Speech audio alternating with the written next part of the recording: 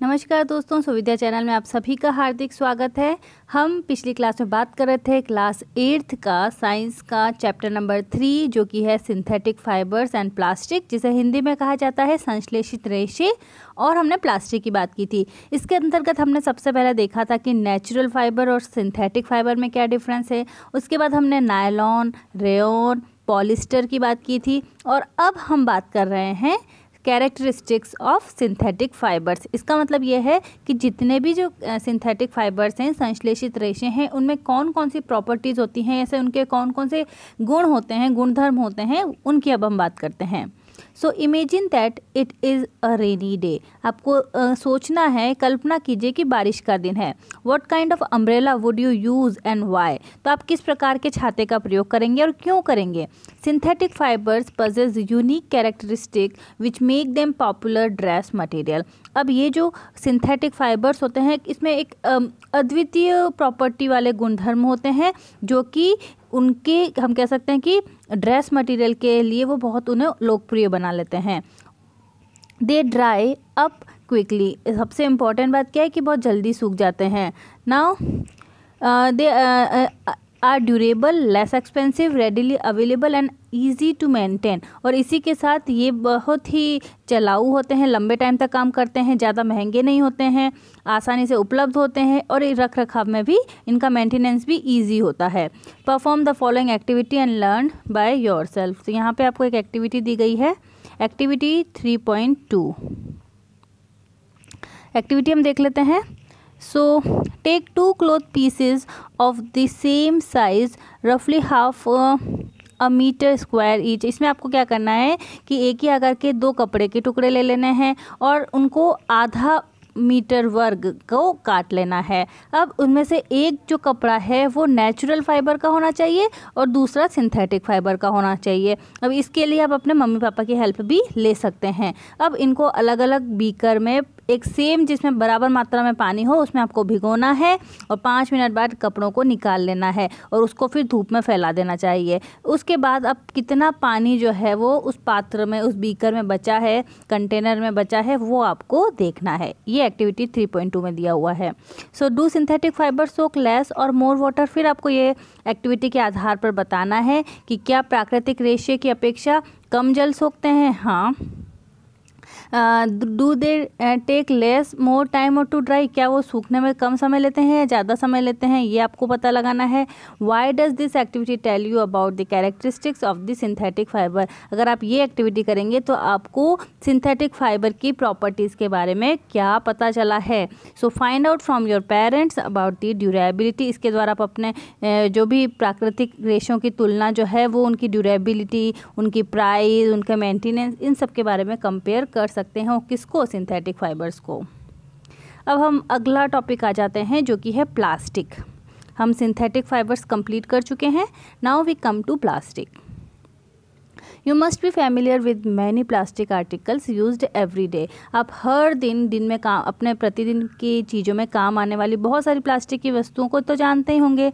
तो आपको बहुत सारे प्लास्टिक आइटम्स के एक लिस्ट बनानी है। तो यहाँ डायग्राम में भी आप देख सकते हो कि a lot of plastic we can say articles are there जिनका कहीं ना कहीं हम यूज़ करते हैं डेली लाइफ में। अब आपको ये यहाँ पर देख सकते हो कि प्लास्टिक भी एक पॉलीमर ही होता है और वो पॉलीमर जो है हो सकता है कि एक लाइन में अरेंज हो और हो सकता है कि क्रॉस में अरेंज हो। तो उस आधार पर ये इसके 2 अरेंजमेंट दिए हुए हैं। अगर सीधे सीधे ये पॉलीमर में जो यूनिट्स हैं वो अगर लाइन से अरेंज होंगी तो उसे लीनियर कहा जाएगा, या और सेकंड वाला है इसे कहा जाएगा cross linked. So plastic is also a polymer like the synthetic fibre. ये भी सिंथेटिक फाइबर की तरह ही एक पॉलीमर है। और plastic do not have the same type of arrangement of units. अभी मैंने बताया कि यूनिट्स में सेम टाइप का अरेंजमेंट नहीं हो सकता है, कई बार लीनियर भी हो सकता है और कई बार क्रॉस लिंक्ड भी हो सकता है। Now plastic articles are available in all the shapes and sizes as you can see in figure 3.7। आप देख सकते हो कि अलग अलग शेप आप जनरली आप डेली रूटीन में इतना यूज़ करते हैं तो आपको पता होगा कि प्लास्टिक का जो शेप है या साइज़ है वो बहुत सारी वेराइटीज़ उसमें मिलेंगी। Have you ever wondered how this easily moldable, can be shaped in any form। तो आप इस चीज़ को देखकर क्या आप वंडर नहीं होते हैं कि जो प्लास्टिक है वो इजीली मोल्ड की जा सकती है, ठीक है, यानी इसको क्या कह सकते हैं, किसी भी रूप में हम ढाल सकते हैं। Plastic can B recycle, plastic को हम रिसाइकल कर सकते हैं, इसको रीयूज़ कर सकते हैं, इसको कलर कर सकते हैं, इसे मेल्ट कर सकते हैं, इसे रोल कर सकते हैं, अलग शीट में कन्वर्ट कर सकते हैं, इससे वायर बनाने में इसका उपयोग होता है। यानी हम इसका उपयोग बहुत सारी जगह कर सकते हैं और इसके बहुत सारे यूजेज हैं। There are the varieties of uses of plastic. Now polythene क्या है? Polythene is also example of plastic. It is used for making commonly used polythene bag. जो हम सामान्य रूप से जो पॉलीथीन का यूज़ करते हैं ना, जो थैलियाँ जो यूज़ करते हैं, उनको बनाने में पॉलीथीन का उपयोग यूज़ होता है। और ये किसकी बहुत सारी यूनिट से बनता है? Poly plus ethene. ओके, तो पॉली प्लस इथीन से मिलकर पॉलीथीन का फॉर्मेशन हुआ है। A lot of units of ethene will make polythene. Now try to bend a piece of plastic yourself. अब आप ऐसा करिए कि आप एक प्लास्टिक के टुकड़े को मोड़ दीजिए। Can all the plastic articles bend easily? क्या सारी प्लास्टिक की चीज़ें इजीली मुड़ सकती हैं? नहीं। You will all observe that some plastic can be bend easily but some break when force to bend. कुछ जो प्लास्टिक होगी वो तो आसानी से मुड़ जाएगी, लेकिन कुछ जो है वो टूट जाएगी। अगर हम थोड़ा भी ज़्यादा फोर्स लगाएंगे तो वो बेंड नहीं होगी, वो टूट जाती है। So when we add hot water to a plastic bottle, क्या होता है जब एकदम से आप गर्म पानी, आप पानी की जो बोतल है उसमें एकदम गर्म पानी डालोगे तो क्या हो जाएगी, उसका जो स्ट्रक्चर है वो चेंज हो जाएगा, वो डिफॉर्म हो जाएगी। Such plastic which gets deformed easily on heating and can bend easily are known as thermoplastic. तो इस आधार पर हम प्लास्टिक को दो टाइप में डिवाइड कर सकते हैं। एक जो कि गर्म करने पर एकदम से डिफॉर्म हो जाती हैं या फिर इजीली मुड़ जाती हैं, जो मतलब बहुत ज़्यादा कठोर नहीं है, सॉफ्ट हैं, तो उन्हें कहा गया है thermoplastic. Polythene and PVC are the some examples of the thermoplastic. तो ये इसके एग्जाम्पल हो जाएंगे पीवीसी और थर्मोप्लास्टिक। और इसका उपयोग कहाँ कहाँ किया जाता है? खिलौने बनाने में, या फिर कॉपियाँ, या विभिन्न प्रकार की जो चीज़ें हैं आप देख सकते हो, कॉम्स बनाने में, कंघी बनाने में इसका उपयोग किया जा सकता है। On the other hand, there are some plastic which when molded once cannot be softened by heating. इसके अलावा कुछ जो प्लास्टिक होते हैं वो अगर एक बार मोल्ड कर दिए तो उन्हें वापस सॉफ्ट करना जो है वो हीटिंग के थ्रू संभव नहीं है, इजीली नहीं कर सकते। यानी वापस हम उन्हें गर्म करके उनको वापस सॉफ्ट या नर्म नहीं कर सकते, और उन्हें कहा जाता है थर्मोसेटिंग प्लास्टिक। तो थर्मोप्लास्टिक तो क्या है? जिसे गर्म करके आसानी से मोड़ा जा सकता है, जैसे कि हमने पॉलीथीन हो गया, पीवीसी हो गया, जैसा कि हमने अभी बात करी कुछ खिलौने हो गया, जो कंघे हम घर में यूज़ करते हैं, वो हो जाएगा थर्मोप्लास्टिक। लेकिन थर्मोसेटिंग प्लास्टिक में क्या हो जाएगा? इनको इजीली मोल्ड नहीं किया जा सकता है, जैसे बेकेलाइट और melamine. Bakelite is a poor conductor of heat and electricity. Okay, और ये पुअर कंडक्टर है किस किस का? हीट का और इलेक्ट्रिसिटी का। इसका यूज़ इलेक्ट्रिक स्विचेस को बनाने में, या हैंडल्स को बनाने में, या बहुत सारे यूटेंसिल्स जो बर्तन होते हैं उनको बनाने में इसका उपयोग किया जाता है। क्यों? क्योंकि ये हीट का यानी ऊष्मा का और इलेक्ट्रिसिटी यानी विद्युत का कुचालक होता है। It is used for making floor tiles, kitchenware and fabric which are resist fire. ठीक है, तो इसके अलावा जो मेलामाइन जो है बहुत ही मतलब वर्सेटाइल मटेरियल है, और ये बहुत क्या कह सकते हैं, प्लास्टिक से मतलब बहुत ज़्यादा गर्मी को सहन कर सकता है ये। और ये फ़र्श की जो टाइल्स होती हैं वो बनाने में, या रसोई के बर्तन बनाने में, या बहुत सारी चीज़ों के कपड़े बनाने में इसका उपयोग किया जा सकता है। और ये आग के भी प्रतिरोधक होते हैं। तो यहाँ पर एक एग्जांपल दिया हुआ है जिसमें थर्मोसेटिंग प्लास्टिक के उदाहरण हैं कुछ, और कुछ थर्मोप्लास्टिक के उदाहरण यहाँ दिए गए हैं। So plastic as material of choice. क्या प्लास्टिक क्या कह सकते हैं कि हमारी चॉइस का मटेरियल है, विकल्प का मटेरियल है? तो टुडे वी थिंक और storing of food items like water, milk, pickles, dry fruit, plastic container से मोस्ट कन्वीनियंट। अगर हम कोई भी खाने की चीज़, चाहे वो वाटर हो, मिल्क हो, अचार हो, मेवे हो, अगर कुछ को भी हम किसी भी चीज़ को स्टोर करना चाहते हैं ना, तो हमें प्लास्टिक का पात्र सबसे अच्छा लगता है। क्यों? क्योंकि एक तो इसका वेट लाइट होता है, कीमत भी कम होती है, इसमें सामर्थ्य भी अच्छा होता है, और ये इजीली उपयोग में लिया जा सकता है। तो और जब हम किसी मेटल का यूज़ कर रहे हैं या किसी धातु का उपयोग करते हैं तो क्या होता है कि वो बहुत भारी होते हैं, उस वजह से हम हल्के होने की वजह से प्लास्टिक का उपयोग कर लेते हैं। और कई जगह कार में या फिर वायुयान में या अंतरिक्ष यानों में भी इसका उपयोग हो रहा है, स्पेसक्राफ्ट में भी इसका उपयोग हो रहा है। So the list is endless if we start counting articles like slippers, furniture, decoration pieces etcetera.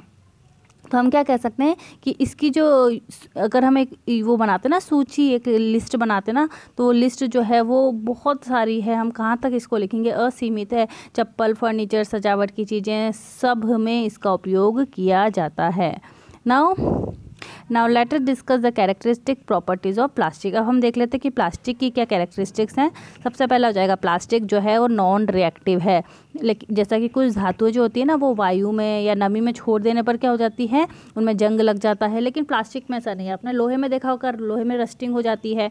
तो प्लास्टिक जो है नॉन रिएक्टिव होता है, वो जल से या वायु से कोई क्रिया नहीं कर सकता, इसलिए इसका रस्टिंग प्रोसेस भी नहीं होता है बहुत जल्दी, और इसलिए बहुत सारे रसायनों को रखने के लिए इसका उपयोग किया जा सकता है। क्यों? क्योंकि ये नॉन रिएक्टिव है। सेकंड है plastic is light and strong and durable. अब पहले जो टाइम में जो आपके ग्रैंड पेरेंट्स यूज़ करते होंगे बकेट्स, वो देखिए और उनसे बात करिए कि वो कैसी बाल्टियों का उपयोग करते थे या कैसे डिब्बों का उपयोग करते थे, या फिर वो प्लास्टिक पात्रों का उपयोग में लाने से क्या लाभ है, उनसे ये भी पूछ सकते हैं आप। क्यों? अब इससे ये पता चलता है कि प्लास्टिक जो है, पहले जो हम आर्टिकल्स यूज़ करते थे और अब प्लास्टिक जो करते हैं तो प्लास्टिक बहुत हल्की है, थोड़ी स्ट्रॉन्ग होती है और लंबे समय तक चल जाती है, अलग अलग साइज़ में से डाला जा सकता है। तो इन सब उपयोग की वजह से, और सस्ती भी है, अगर मेटल का उपयोग करेंगे उससे सस्ती प्लास्टिक रहेगी। इस वजह से घर की बहुत सारी चीज़ों में हम प्लास्टिक का उपयोग करने लगे हैं। Now plastic is also poor conductor of heat and electricity. Plastic जो है वो हीट की और इलेक्ट्रिसिटी की कुचालक है, तो इससे भी क्या है कि करंट लगने की संभावना कम रहती है, या गर्म होने की संभावना, ऊष्मा की संभावना कम रहती है। तो खाना बनाने वाले पात्रों के जो हत्थे होते हैं ना, आपने देखेंगे हैंडल्स जो होते हैं या कवरिंग पोर्शन जो होता है या सीटी का जो ऊपर का पोर्शन होता है कई बार, तो वो सब किस कुकर की, तो वो सब जो है ना किसका बनाया जाता है, वो प्लास्टिक के बनाए जा सकते हैं। क्यों? क्योंकि ये पुअर कंडक्टर होते हैं हीट और इलेक्ट्रिसिटी के। नाउ यहाँ पे आपसे के लिए जानकारी के लिए कुछ दिया गया है। डिड यू नो, क्या आप जानते हैं? पहला जो है वो है कि प्लास्टिक का स्वास्थ्य देखभाल उद्योग में व्यापक उपयोग होता है। इसका उपयोग दवा जो होती है ना उसको पैक करने के लिए इसका उपयोग होता है, घावों को सिलने के लिए इसका उपयोग होता है, सिरिंज बनाने के लिए उपयोग होता है, और जो ग्लव्स बनाए जाते हैं डॉक्टर्स के लिए, तो इस प्रकार से ये बहुत सारे मेडिकल इंस्ट्रूमेंट्स को बनाने के लिए इसका उपयोग होता है। पहला पॉइंट तो ये दिया हुआ है।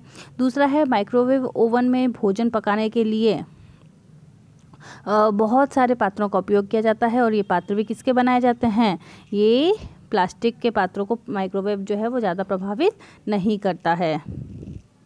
उसके बाद तीसरा है टेफ्लॉन, एक स्पेशल टाइप का प्लास्टिक होता है। और टेफ्लॉन एक विशेष प्रकार की प्लास्टिक होती है जिस पर तेल और जल चिपकता नहीं है, और ये भोजन पकाने वाले पात्रों पर न चिपकाने वाली परत लगाने की तरह काम आता है। अब हम देख लेते हैं प्लास्टिक एंड द एनवायरनमेंट, यानी प्लास्टिक जो है उसका उपयोग तो हम कर रहे हैं, लेकिन उसका एनवायरनमेंट पे क्या इफ़ेक्ट पड़ेगा। So when we go to the market and we usually get thing wrapped in the plastic or packed in polythene bag।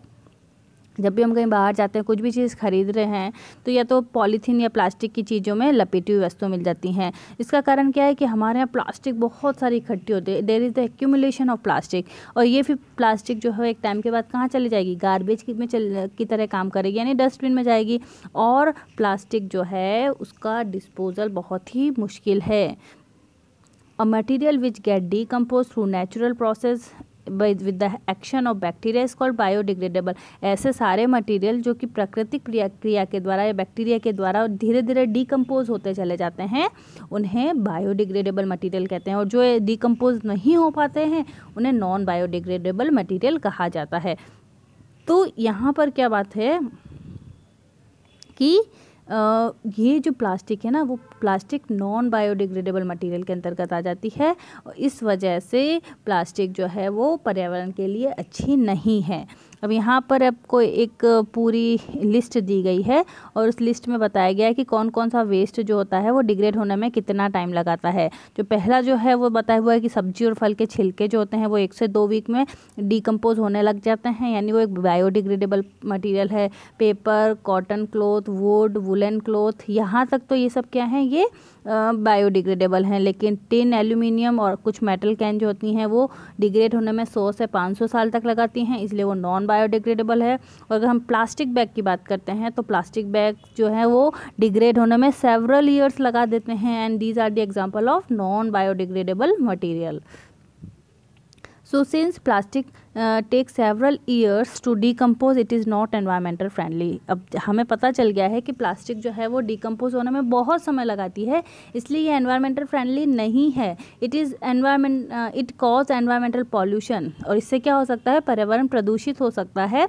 Beside the burning process in the synthetic material is quite slow and it does not get completely burn easily. और इसके अलावा ही जितने भी ये जो synthetic materials होते हैं, जब इनको जलाया जाता है तो ये पूरी तरीके से जलने में भी बहुत टाइम लेता है, और पूरी तरह से तो जलता ही नहीं है, इसका मतलब ये है बहुत स्लो प्रोसेस है पूरा जलने में। So in the process of it release a lot of poisonous fumes. इसकी वजह से ये बहुत ज़्यादा विषैली जो धूम होती है जो उसको पर्यावरण में करके वायु को प्रदूषित करता है। इस समस्या का समाधान कैसा किया जाए, how can this problem be solve, अब हम वो देख लेते हैं। तो उससे पहले हाँ, avoid the use of plastic as far as possible. आपको प्लास्टिक का उपयोग ज़्यादा से ज़्यादा नहीं करना है। Make use of bag made of cotton and jute. आप जूट या कॉटन के बैग बना सकते हैं, शॉपिंग के लिए उन्हें यूज़ में ले सकते हैं। बायोडिग्रेडेबल और नॉन बायोडिग्रेडेबल को अलग अलग सेपरेट करके आप अगर फेंकेंगे, उसको डिस्पोज करेंगे तो वो ज़्यादा ईजी रहेगा। Then practice this in your home, ये आपको प्रैक्टिस करनी घर में। Can you suggest some of the ways in which you can contribute toward reducing the use of plastic material. अब ये आपको सोचना है कि आप कैसे प्लास्टिक का यूज़ को थोड़ा कम कर सकते हो।